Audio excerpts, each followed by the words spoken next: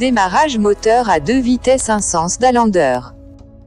Fonction de schéma. Une action sur le bouton poussoir S2 petite vitesse permet l'excitation de la bobine du contacteur K, M1. Il s'ensuit la fermeture de contact de maintien. L'ouverture du contact de verrouillage K, M1 en série avec K, M2 et K, M3. La fermeture simultanée des contacts de puissance K, M1.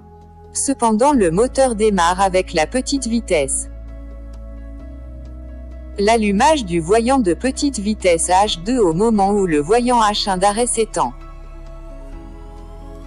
Pour obtenir la grande vitesse, il suffit d'appuyer sur le bouton S3 grande vitesse.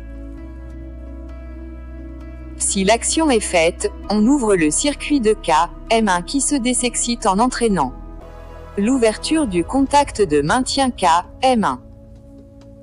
La fermeture du contact de verrouillage EC, M1.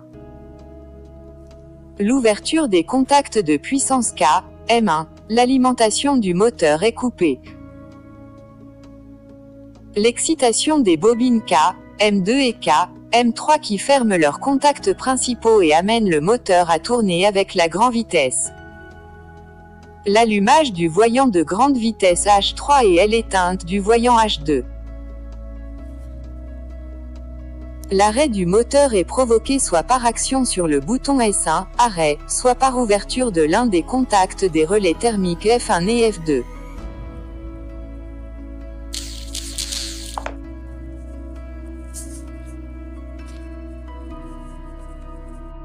Envisagez l'installation qui permet faire tourner un moteur triphasé asynchrone avec enroulement d'alandeur à 2 vitesses différentes et cela en passant par la petite vitesse. Pour obtenir la grande vitesse. Description. Car la vitesse d'un moteur triphasé asynchrone dépend du nombre de paires de et car on peut exécuter les enroulements en 2 moitiés, il est possible de faire fonctionner le moteur à 2 vitesses différentes. Par exemple, 3000 tours par minute et 1500 tours par minute. 1500 tours par minute et 750 tours par minute. 1000 tours par minute et 500 tours par minute. Les branchements des bobines pourraient s'effectuer comme indiqué.